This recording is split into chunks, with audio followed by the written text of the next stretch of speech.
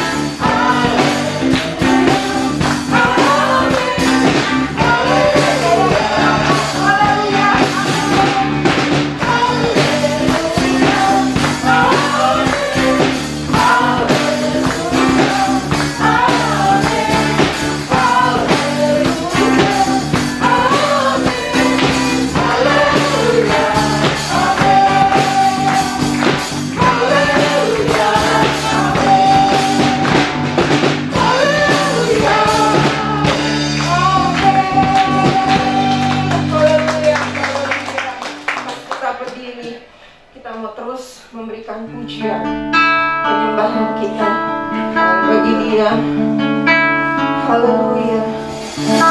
Hati kami rindu untuk menyembah Engkau Tuhan, sebab Engkau Tuhan Allah yang besar,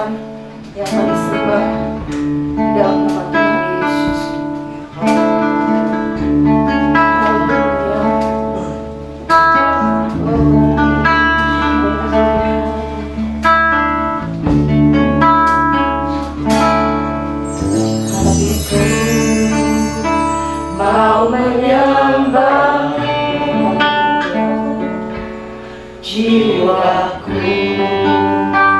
merindukan Yesus. Hanya Kau Tuhan dan Rajaku, ku sembah Allahku. Ku rindu melayani-Mu, ku suka senangkan-Mu Yesus. Hanya Kau kuat dan harapku, ku sembah Kau selamanya. Ku sembah Kau Yesus, ku sembah Kau. Senang hatiku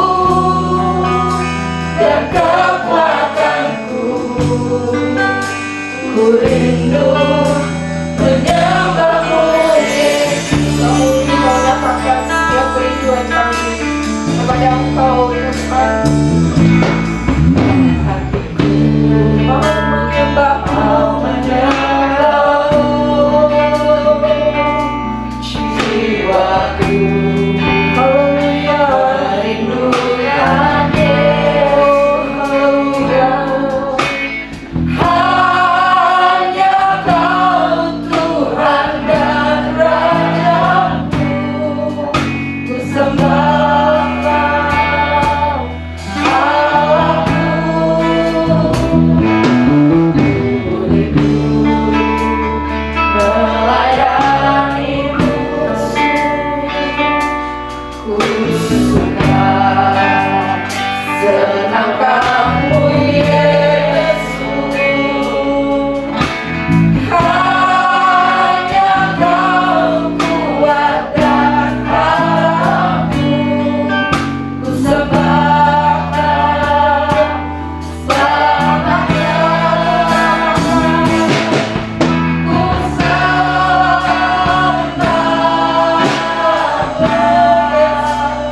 Yesus, ku sembah Kau. Senang hatiku dan kekuatanku, ku rindu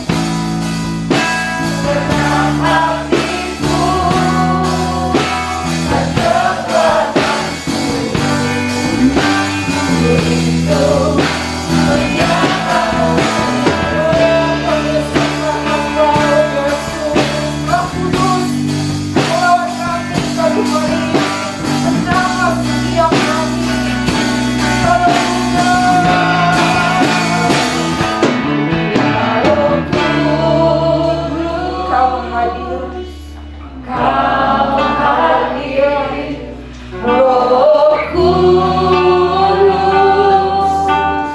lawatlah hadirat-Mu, penuhiku waktuku datang untuk menyembah-Mu. Ya Roh Kudus,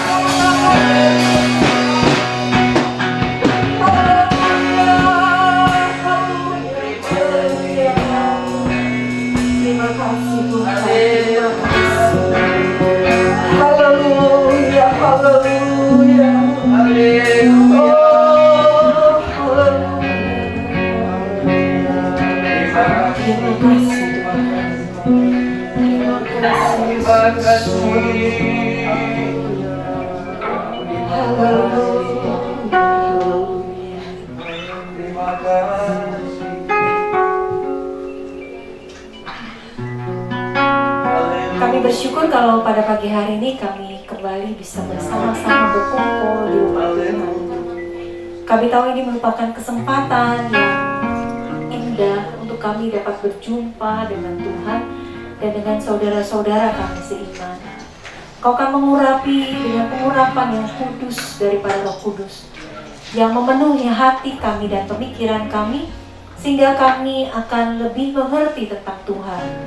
Hamba berdoa agar setiap pemikiran dan hati kami ditaklukkan kepada Kristus, merubuhkan setiap benteng yang dibangun oleh tangkuhan hidup manusia dan menaklukkannya kepada Kristus. Hamba berdoa hanya Engkau yang bertahta di tengah-tengah ruangan ini, dan juga kepada seluruh jemaat-Mu yang beribadah di rumah. Tuhan akan menolong mereka untuk dapat memahami hal yang sama seperti yang kami pahami pada pagi hari ini. Biar Roh Kudus bekerja, dipermuliakan, dan hamba menyerahkan seluruh waktu ke dalam tangan-Mu. Biar setiap benih kebenaran firman Tuhan akan tumbuh menjadi buah yang lebat bagi kemuliaan Tuhan. Di dalam nama Tuhan Yesus, hamba juga menyerahkan pikiran dan mulut tidak bibir hamba-Mu yang akan menyampaikan kebenaran firman Tuhan, sehingga apa yang hamba sampaikan akan merupakan isi hati dari Tuhan. Di dalam nama Tuhan Yesus kami berdoa. Amin. Baik, silakan duduk Bapak Ibu Saudara. Di waktu yang sangat luar biasa ini, di masa-masa seperti ini, saya memberikan satu tema, yaitu pengampunan yang memulihkan.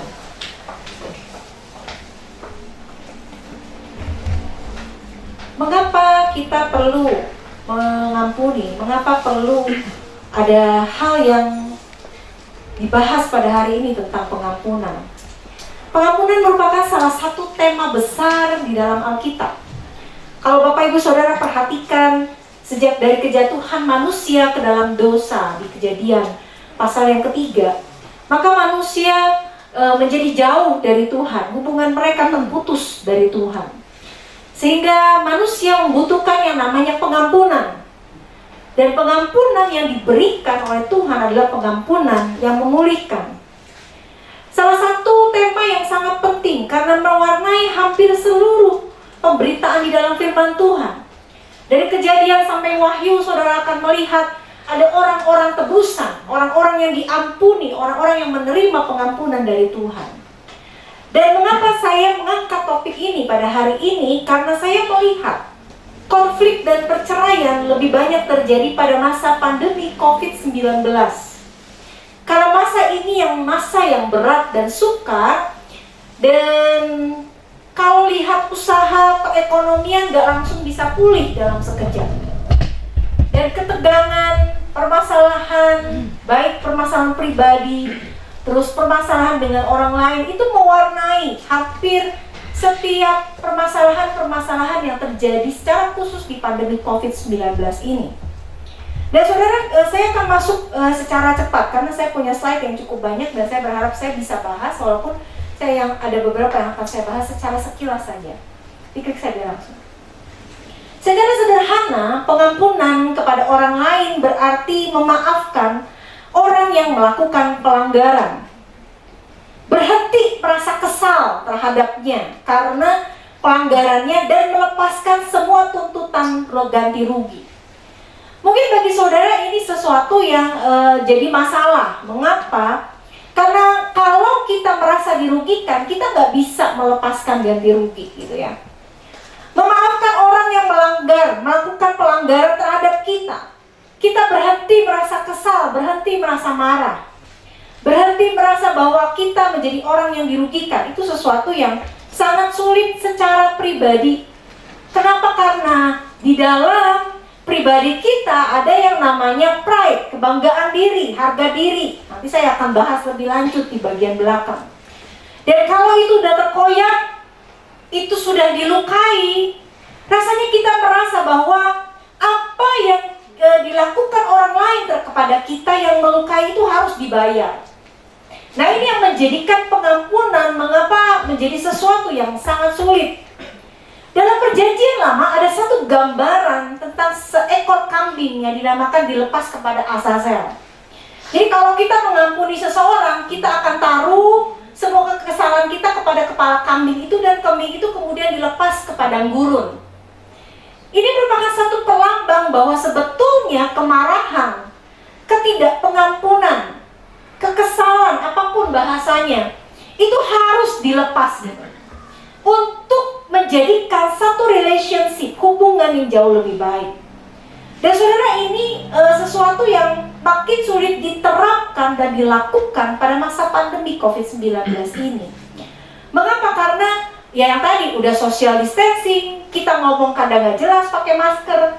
Saya kemarin nangkap aja bisa salah nangkep gitu ya omongan orang, dan sampai kita ngomong apa gitu ya.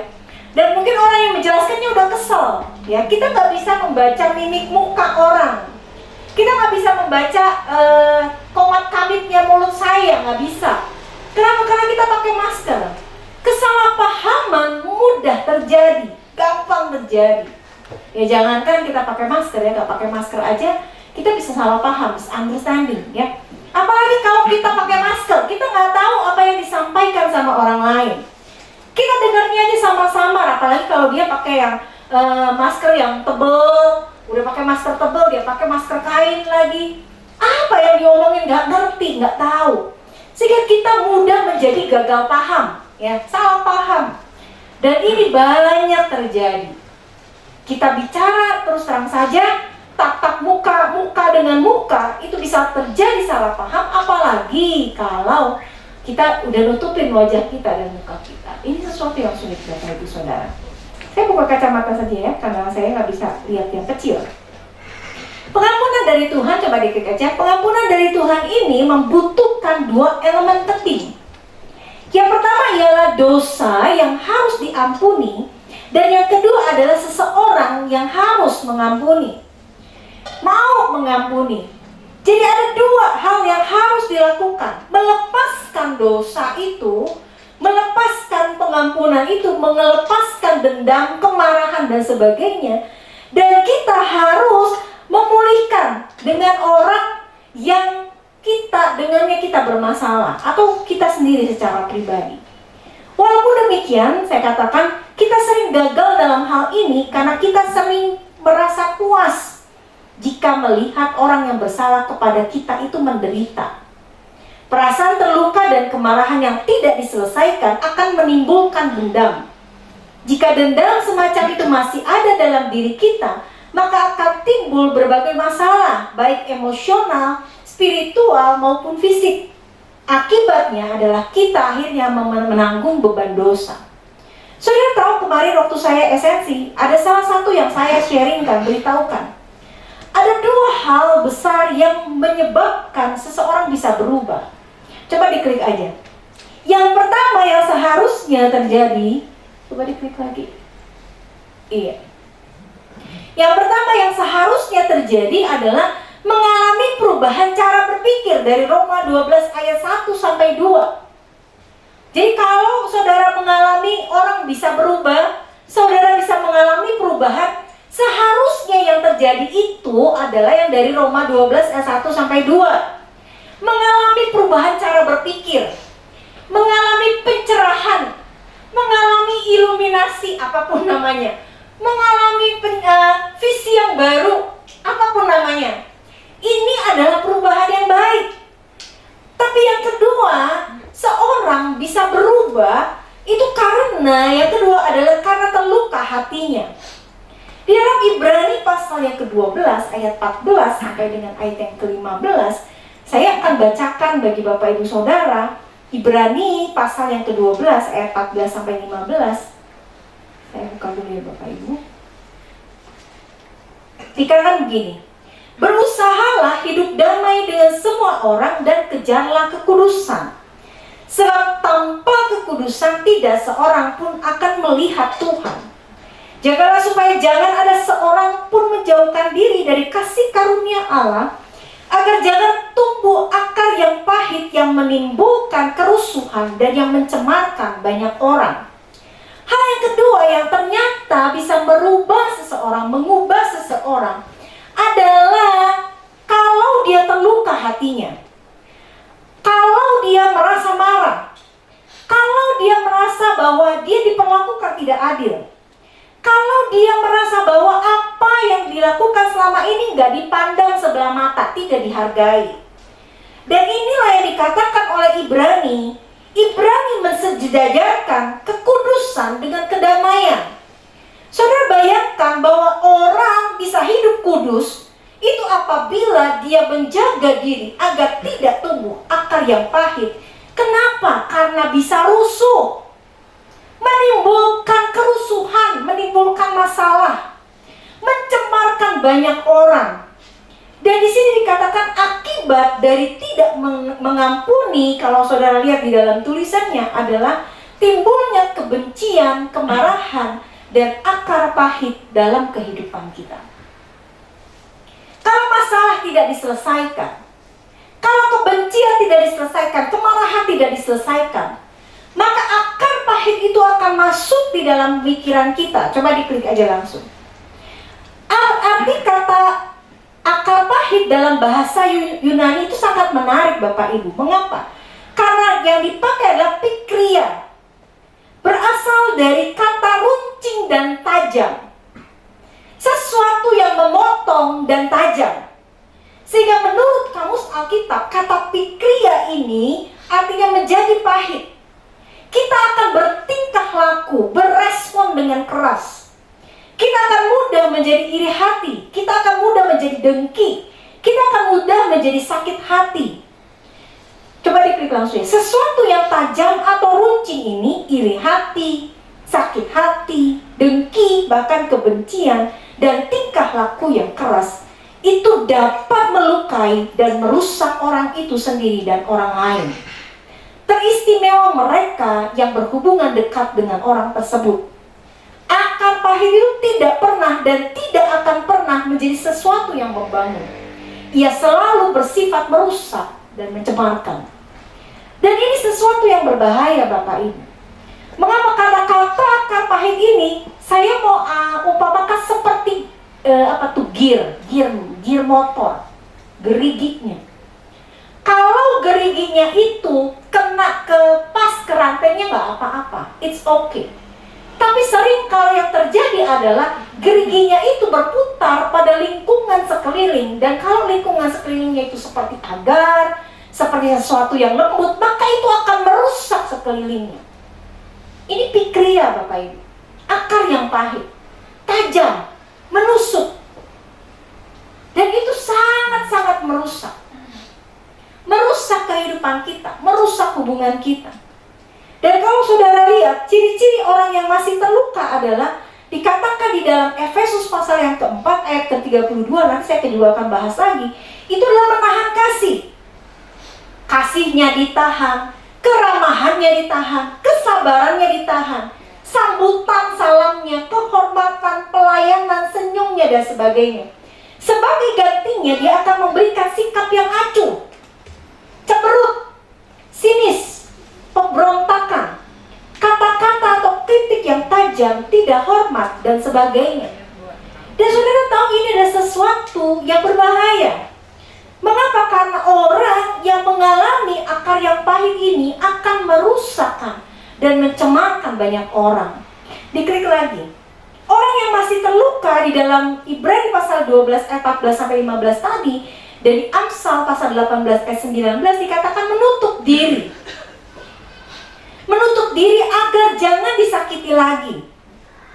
Tidak mau lagi berhubungan dengan orang-orang yang sudah melukainya atau dalam perkiraannya dapat melukai dirinya. Jadi bayangkan Bapak Ibu Saudara, kita pasti akan memberikan batas. Batas itu seperti akan terbangun dengan sendirinya. Boundaries itu terbangun dengan sendirinya. Mau nggak mau kita akan menjaga diri kita.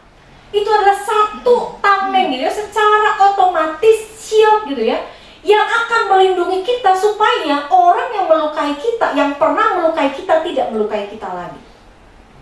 Kita akan apa? Defense, kita akan mempertahankan diri. Kita akan bersikap lebih baik, saya tetap berhubungan tapi nggak usah terlalu dalam. Cukup luarnya saja, cukup seperti ini saja. Dan ini saudara, ini terjadi di dalam banyak kasus di dalam masa pandemi COVID-19 ini. Kalau saudara lihat, ada masa-masa yang sangat sulit yang kita hadapi. Ada orang bunuh diri, kalau saudara dengar kemarin. Ada orang bunuh yang lain. Ada yang tega-teganya melakukan hal-hal yang gak pernah dipikirkan. Dan sebagainya. Temen, makan temen, nipu temennya sendiri, nipu orang lain, nipu orang-orang yang dia percayai atau dipercayai sama orang. Udah jadi makanan sehari-hari, dan ini berbahaya Bapak Ibu. Kalau kita gak waspada, hal ini, akar pahit ini, ketidakpengampunan ini, terlukanya ini akan masuk ke dalam lingkungan pribadi kita. Saudara akan bersikap yang tadi itu keras, kasar, brutal bahkan. Mengapa? Karena terluka. Coba diklik lagi. Ciri-ciri yang lain adalah menyerang. Di dalam 1 Petrus pasal yang ketiga, ayat yang ke-19, ayat yang ke-9, maaf. Dikatakan membalas kejahatan dengan kejahatan, caci maki dengan caci maki.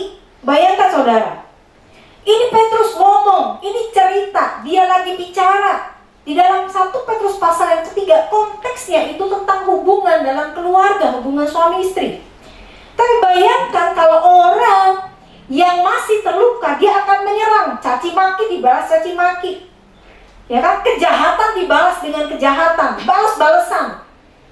Padahal Tuhan bilang gak seperti itu, bersikap kasar. Lebih baik melukai daripada dilukai prinsipnya. Dan kalau saudara melakukan hal ini, ya memang harus hati-hati dan waspada. Walaupun nanti saya akan lebih banyak bicara tentang pemulihannya saudara. Terus yang masih terluka adalah menjadi sangat peka. Di dalam Amsal 12 ayat yang ke-16. Saya akan bacakan bagi Bapak Ibu Saudara. Bodohlah yang menyatakan sakit hatinya seketika itu juga, tetapi bijak yang mengabaikan cemooh. Gak bisa. Ngomong sedikit salah, serba salah. Ngomong A salah, ngomong B salah, ngomong C salah, dijawab salah, gak dijawab salah. Gitu kan? Kenapa? Karena peka, lebih peka kondisinya. Dikatakan mudah merasa terpojok atau tertuduh, sulit menerima atau mengakui kesalahan, menolak setiap nasihat, teguran, kritikan, bahkan hal-hal yang membangun sekalipun. Walaupun saya tidak setuju dengan kritik, karena kritik itu tidak, kata-katanya bukan berasal kalau di Alkitab dipakai, itu hanya dari si jahat yang mengkritik. Kalau dari orang-orang percaya dikatakan pakailah kata-kata yang membangun, ya. Gampang menaruh curiga, gampang marah, emosional, kesentuh salah, gak kesentuh salah, gitu ya. Ini sesuatu yang menjadi sesuatu yang sangat-sangat riskan, gitu ya, di dalam hubungan. Hati-hati saudara ya. Di ayat ketiga itu membiarkan. Terhormatlah seseorang jika ia menjauhi perbantahan, tetapi setiap orang bodoh membiarkan amarahnya meledak. Tapi kadang harus diakui kalau kita udah kesel, kita udah marah, kita udah emosi, kita terluka, kita akan biarkan amarah kita meledak. Tapi itu nanti satu proses saudara ya. Itu yang terjadi ya. Apalagi coba diklik. Suasana emosinya tidak stabil. Ya, emosi atau jiwanya labil. Saat tertentu terkesan kelewat baik dan bahagia, tapi kadang-kadang terlihat begitu pemurung dan pemarah. Mengapa? Karena memang seorang yang dalam proses pengampunan atau mau mengampuni seseorang, emosinya, ingatannya pasti masih akan diganggu dengan hal-hal yang melukai dia. Itu sesuatu yang wajar. Ya. Tapi pengampunan adalah sesuatu yang possible, mungkin. Forgiveness is possible. Coba diklik. Entah itu ada kemarahan, entah itu ada keterlukaan. Semua yang berbicara tentang pengampunan adalah mungkin. Mungkin saudara pernah ngomong sampai 7 turunan saya gak akan lupa. Gak apa-apa saudara, jadilah keturunan yang ke-8, Jadi saudara lupa, ya kan? Kenapa hal itu harus dikerjakan dan dilakukan? Coba diklik langsung. Karena mengampuni, saya katakan, berarti membuka semua catatan kesalahan orang di hadapan Tuhan dan menghapus semua catatan di dalamnya. Saudara, tidak enak hidup dengan orang yang mencatat kesalahan kita. Dalam 1 Korintus pasal 13, salah satu ciri kasih adalah kita nggak mencatat, tidak meng-keep score kesalahan orang. Kita simpan untuk suatu hari jadi senjata untuk menyerang orang tersebut. Tidak, saudara. Orang yang mengasihi, orang yang mengampuni, orang yang dipulihkan, dia akan bicara baik-baik, dia akan langsung bicara begitu ada masalah. Dia nggak akan tunggu sampai masalah itu memuncak dan meledak. Dia nggak akan tunggu, saudara. Ya, lanjut. Ya, jadi kita apa yang dilakukan dengan pengampunan? Membuka semua catatan kesalahan orang. Jadi buka. Harus dibuka. Semua catatan yang kita simpan tentang orang lain. Apapun itu, sekecil apapun. Entahkah karena dia lupa ulang tahun kita, entahkah karena dia lupa memberikan kembalian uang bensin kita, entahkah karena 1.000 rupiah, entah karena 2.000 rupiah. Yang penting harus diselesaikan, harus dibicarakan. Ya, lanjut. Langkah-langkah penyelesaian kepahitan itu kalau yang palsu atau semu itu berlaku seakan-akan dia tidak disakiti. Nggak apa-apa kok, it's okay, baik-baik saja. Tapi saudara tahu ini merupakan denial, penyangkalan bahwa dia terluka, bahwa tidak terjadi apa-apa. Bohong. Ketika sesuatu terjadi melukai perasaan, pikiran, hati kita, mengganggu kita, memancing emosi kita, pasti tidak terjadi sesuatu. Tapi kalau saudara masuk ke dalam tahap denial, menyangkal, berlaku seakan-akan tidak disakiti, kita lupain kok, kita menghindar, terus kita akhirnya sampai pada titik kita tidak akan bisa mengampuni. Kita akan mulai ngomongin senjata sampai kapanpun. Saya akan catat dan ingat. Hati-hati saudara. Ya. Karena itu harus dengan langkah yang benar. Apa langkah yang benar? Itu jujur dan mengampuni. Ya, karena kalau kita jujur, kejujuran kita merupakan satu langkah untuk dapat memulihkan kehidupan kita. Jujur di hadapan Tuhan kalau kita terluka. Jujur di hadapan Tuhan kalau kita tersinggung, kita marah. Jujur di hadapan Tuhan, ngomong di hadapan Tuhan kalau saya merasa direndahkan. Mengapa saudara? Karena pada saat kita mengakuinya di hadapan Tuhan, itu seperti memberikan penguatan kepada diri sendiri bahwa memang terjadi sesuatu. Dan otomatis tubuh kita akan melakukan langkah pemulihan. Ini yang orang lain banyak tidak sadari. Mereka terus-menerus menyangkal. Mereka bilang, enggak apa-apa, enggak terjadi apa-apa, saya baik-baik saja. Padahal terjadi sesuatu.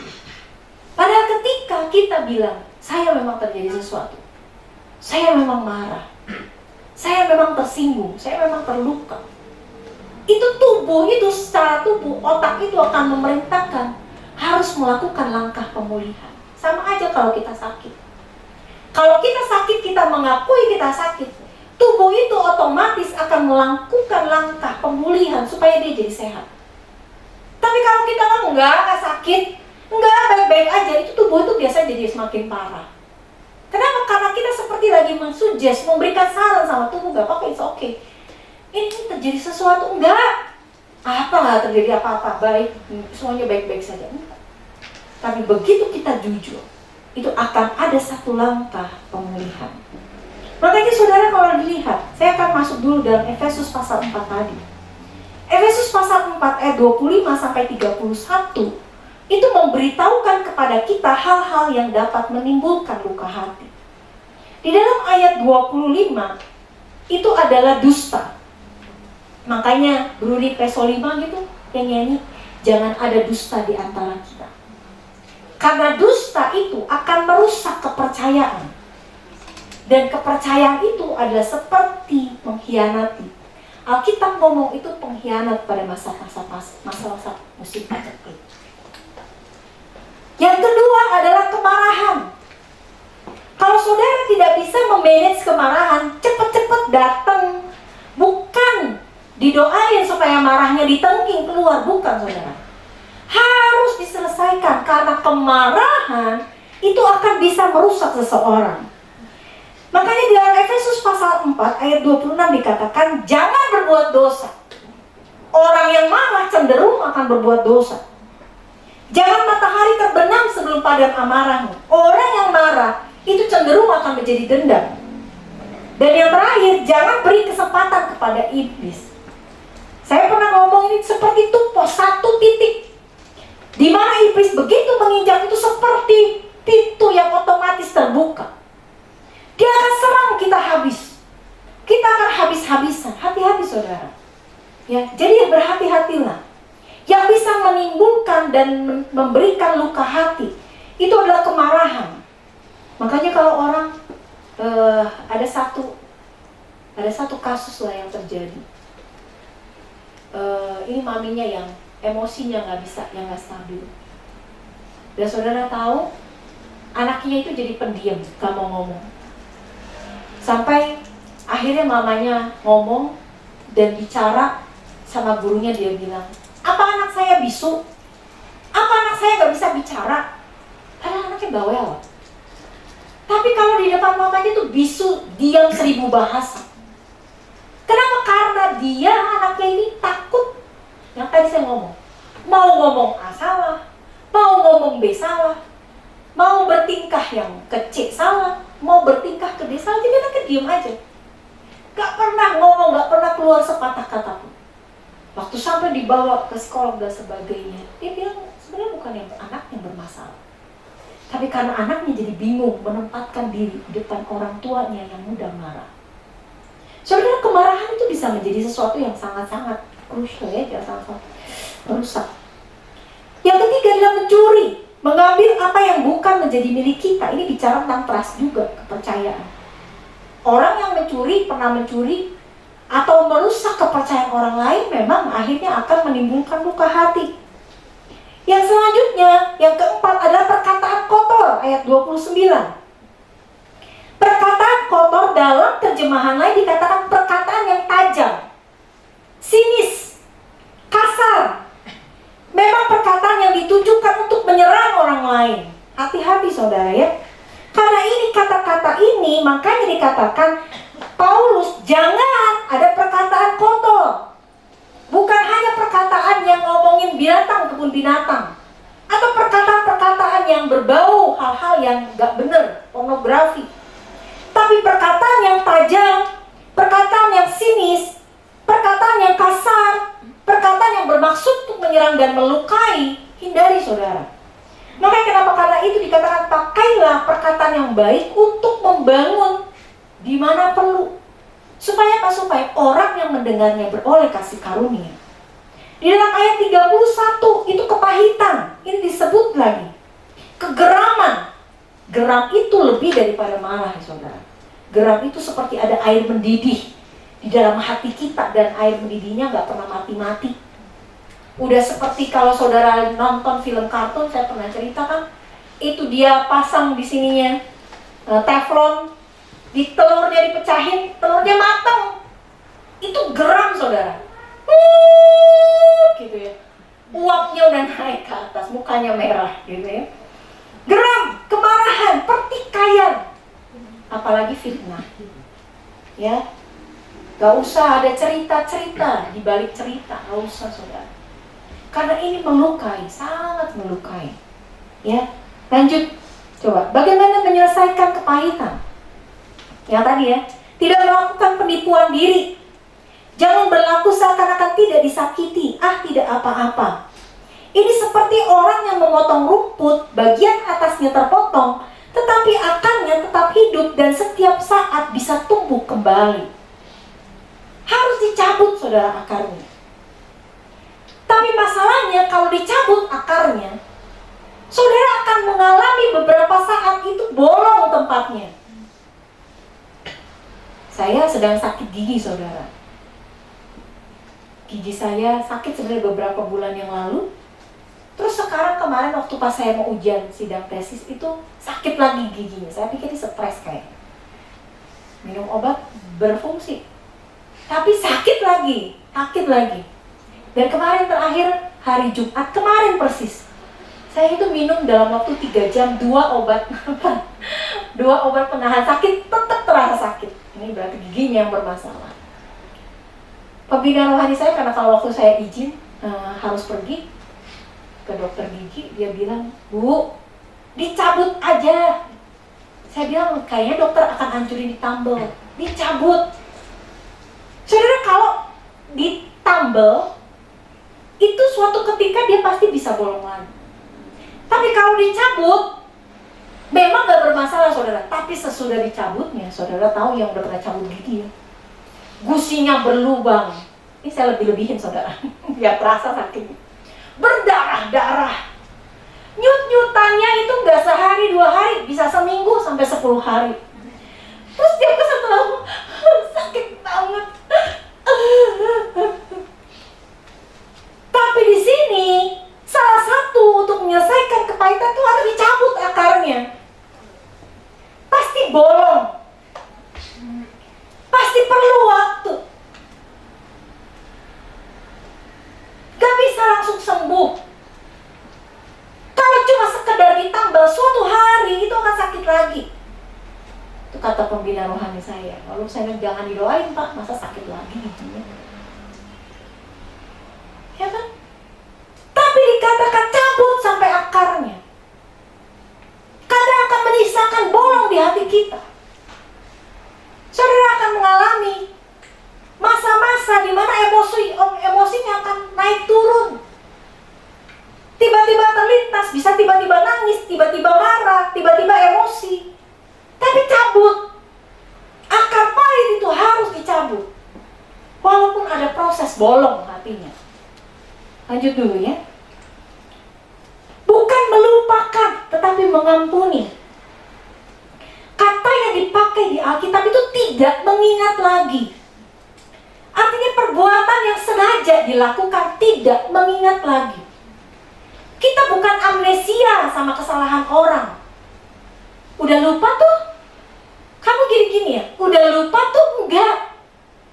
Kadang kita masih ingat seluruh peristiwanya. Tapi ketika kita mengingatnya, gak ada perasaan berdarah-darah lagi.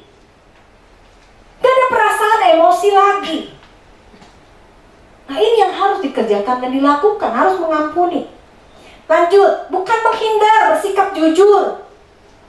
Ya, yang tadi ya. Karena ini akan menjadi langkah awal menerima penyembuhan. Berdoa, minta pengampunan dari Tuhan yang setempat. Berdoa untuk mengampuni orang yang bersalah. Dan yang terakhir, hiduplah normal seperti sedia kala. Ini teori saudara, tapi saya akan ngomong praktek. Pengampunan adalah satu keputusan. Itu bukan perasaan. Masalahnya adalah ketika kita mau mengampuni, perasaan terluka kita itu menyertai keputusan kita. Kehendak, keputusan itu harus yang mendasari pengampunan, gak boleh perasaan. Memutuskan untuk mengampuni. Dan tadi saya katakan, kalau kita mencabut akarnya, itu akan ada proses di mana bolong dulu tuh si gusi. Bolong dulu hati kita, saudara, itu benar kejadian. Dalam proses mengampuni akan ada masa-masa depresi, grief, duka yang mendalam. Karena mungkin saudara dilukai dengan amat sangat. Saudara mungkin merasa dihianati. Saudara mungkin merasa dihina. Saudara mungkin merasa jadi nggak berharga. Kita berpikir selama ini saya selalu lakukan yang terbaik. Saya sudah memberikan yang terbaik, tapi begini yang saya dapatkan. Kan kita ngomong gitu. Tapi dalam proses pengampunan melewati masa grief itu. Kita akan tiba-tiba nangis lagi, tiba-tiba emosional lagi, tiba-tiba marah lagi. Duka yang mendalam, pertanyaan-pertanyaan yang timbul.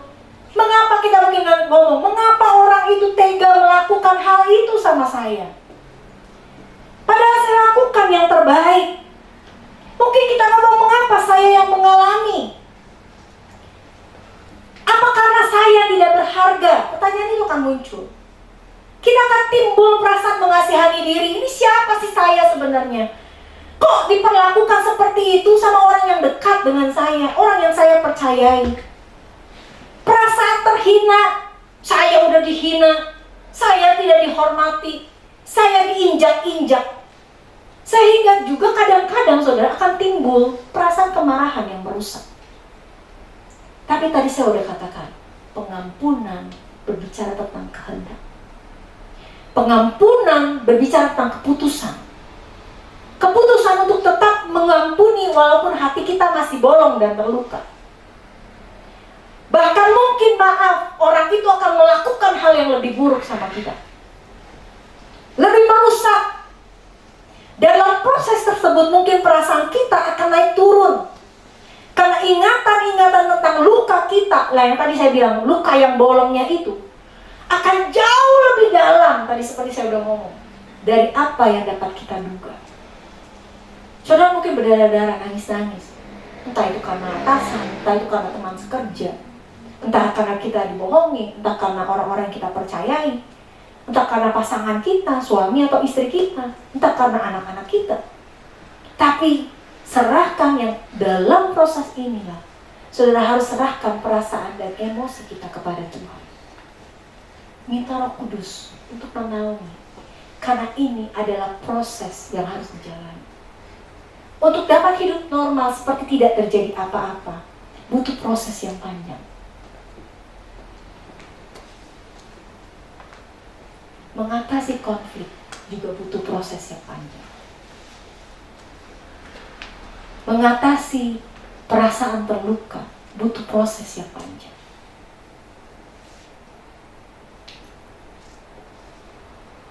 Pengampunan membuka satu jalan pemulihan. Memulihkan diri saudara dan diri saya. Memulihkan harga diri. Saudara mungkin ngomong, kenapa ya saya diperlakukan begini? Apakah saya tidak berharga? Tidak, saudara. Tidak ada hubungannya. Pikiran kita dipulihkan, hati kita dipulihkan, perasaan kita dipulihkan. Proses pengampunan bukanlah sesuatu yang instan. Perlu waktu, proses yang panjang. Tapi selalu ambil keputusan dalam hatimu, dalam masa-masa yang naik turun ini, bahwa kita sudah mengampuni.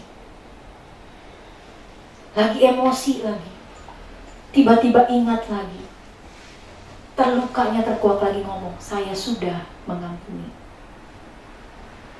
Walaupun kita mungkin up dan down dalam prosesnya, up and down.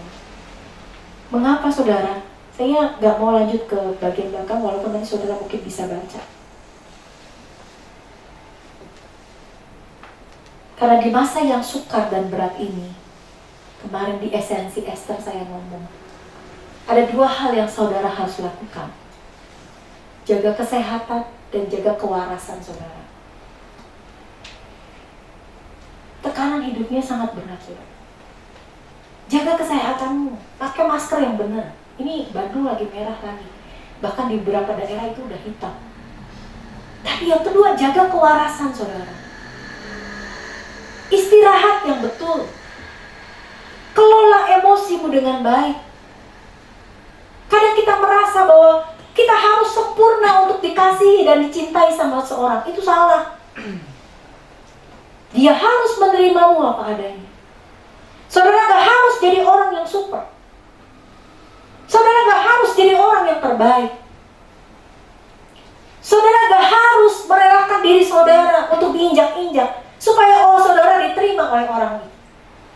Tapi yang saudara harus lakukan adalah jaga kewarasanmu. Letakkan hidupmu di dalam tangan Tuhan. Karena apa yang tadi saya katakan, ini merupakan proses yang panjang. Saya hanya ingin beritahukan ini saudara.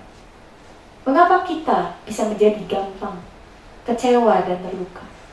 Karena kita punya over expectation, pengharapan yang berlebihan. Kita mengharapkan orang lain sesuai dengan impian kita. Kadang kita harus memahami dan menerima kenyataan bahwa orang itu apa adanya, memiliki kelebihan dan kekurangan, bisa melakukan kesalahan. Saya berharap saudara juga gak over expectation sama saya. Saya bukan manusia yang super, bukan manusia hebat, bukan. Saya punya kelebihan, saya punya kekurangan. Karena kalau saudara over expectation, harapannya berlebihan sama saya, saudara akan kecewa dengan saya. Makanya harus datang kepada Tuhan. Hanya pesan saya tadi dua itu, jaga kesehatanmu dan jaga kewarasanmu. Lakukan yang terbaik saudara untuk kehidupan. Letakkan hidupmu di dalam tangan Tuhan. Kehidupan adalah satu proses yang panjang. Melewati proses kehidupan dengan baik jauh lebih penting daripada sekedar mencapai keberhasilan yang semu, yaitu terlihat baik-baik saja. Jangan terlihat baik-baik saja. Jangan terlihat oke saja.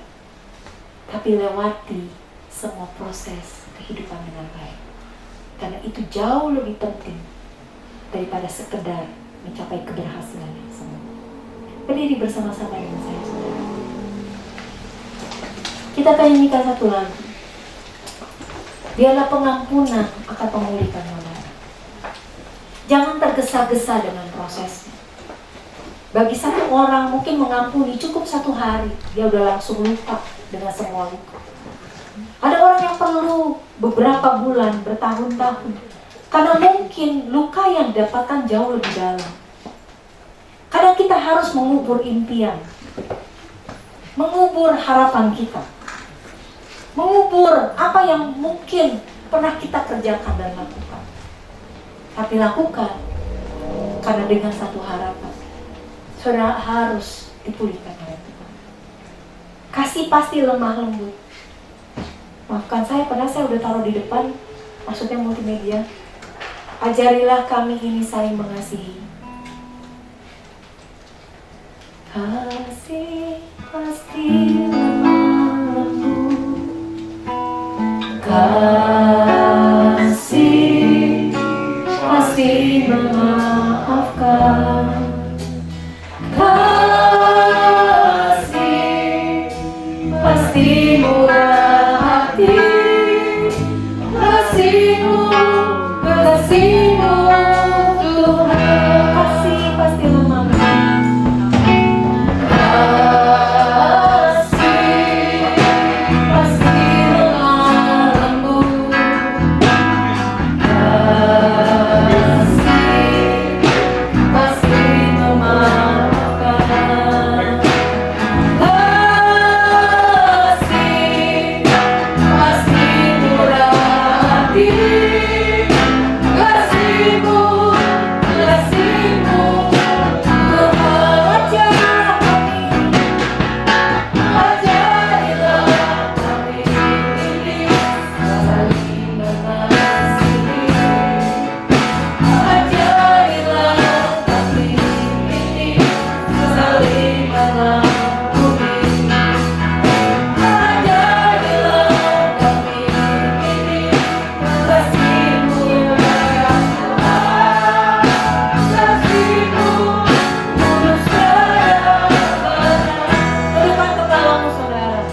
Serius di hadapan Tuhan hari ini. Saudara mungkin kau berada dalam proses pengampunan. Saudara mungkin kadang merasa, kenapa emosi saya jadi naik turun? Saya tadi sudah menyebutkan ada beberapa hal yang bisa melukai hati kita. Yang pertama tadi dusta. Yang kedua kemarahan. Kalau kita dimarahin sama orang gak layak gitu ya. Mencuri, orang mencuri dari kita, mengambil apa yang bukan menjadi milik mereka. Mungkin kita mendapatkan perkataan-perkataan perkataan kotor, tajam, sinis, kasar, menyerang, melukai kita. Mungkin ada kepahitan, ada kegeraman, kemarahan, pertikaian, bahkan mungkin saudara difitnah, diomongin di belakang. Tapi hari ini saudara datang sama Tuhan. You need a process of forgiveness. Saudara membutuhkan proses pengampunan. Proses ini mungkin satu proses yang sangat panjang, sama seperti yang tadi saya bilang. Kalau kita cuma tinggal nambel giginya, masalah selesai. Tapi kalau kita cabut sampai ke akarnya, akan terjadi lubang di gusi kita, dan itu proses yang panjang untuk kembali gusinya menjadi utuh. Saudara mungkin akan mengalami masa-masa naik turun emosi yang gak terkendali, tapi datang kepada Tuhan dengan sungguh-sungguh, taruh di depan tanganmu di depan dadamu dan katakan, Tuhan, ajarilah kami saling mengasihi. Lakukan prosesmu dengan baik, karena Tuhan tahu hatimu, Tuhan tahu hidupmu. Ingat, ini proses kehidupan yang dilakukan lebih baik itu jauh lebih penting. Tutup matamu saudara, gak akan ada yang melihat engkau. Ini hubunganmu dengan Tuhan. Biarkan Tuhan membalut dan memeluk engkau pada saat ini. Ajarilah kami ini saling mengasihi. Ngomong dengan sungguh-sungguh.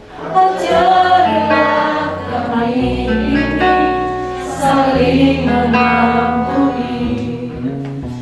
Ajarilah kami ini kasih-Mu ya Tuhan, kasih-Mu kudus tiada batas. Ajarilah kami. Datang sama Tuhan dan ngomong.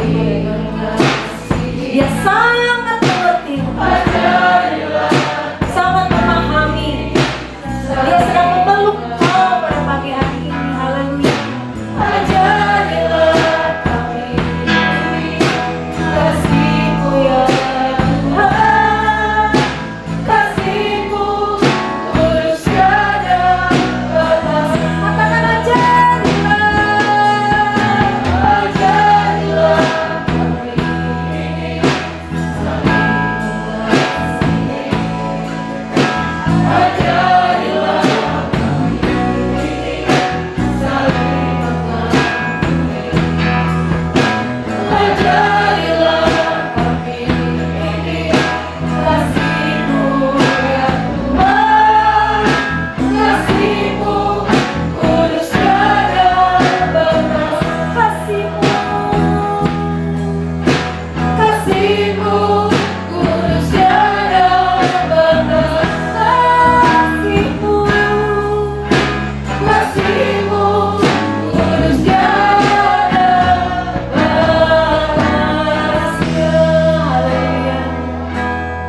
Hamba berdoa secara khusus bagi mereka yang meletakkan tangan mereka di depan dada mereka. Dimanapun mereka berada pada saat ini, jamah mereka, lawan mereka, peluk mereka, beritahu bahwa mereka berharga di hadapan Tuhan. Mereka penting bagi Tuhan. Tidak perlu mereka untuk menjadi sempurna agar bisa diterima oleh Tuhan. Hamba berdoa agar pemulihan dari Tuhan akan turun dalam hidup mereka. Ingatkan ketika masa-masa mungkin mereka merasakan emosi yang naik dan turun. Kadang lukanya masih belum kering, tapi dibalut lagi, ditambah lagi dengan luka yang baru. Biarkan mereka datang dan berserah pada Tuhan. Taruh tanganmu yang penuh dengan kasih atas mereka. Dan biarkan mereka sungguh-sungguh dipulihkan oleh Tuhan. Bapak hamba menyerahkan seluruh pemberitaan firman Tuhan ke dalam tangan. Bapak berhenti berbicara, tapi Roh Kuduslah yang terus bekerja di dalam hati kami. Mengubahkan kami menjadi orang-orang yang jauh lebih baik lagi dari sebelumnya. Hamba menyerahkan dan bawa kemuliaan bagi nama-Mu.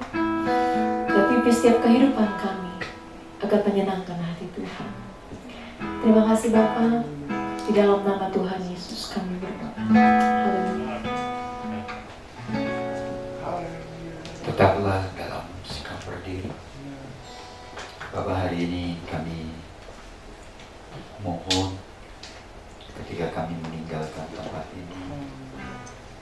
Dan ketika kami tetap melakukan aktivitas-aktivitas kami di luar, kami mohon saluti kami dengan kuasa darah-Mu, pagari kami dengan malaikat-malaikat-Mu, dan biarkan tetap tangan-Mu ada di atas kami, menaungi hidup kami, sehingga segala virus, apakah virus COVID-19, apakah virus-virus yang lain yang begitu mematikan di luar sana, kami tetap terjaga oleh kuasa dan tangan.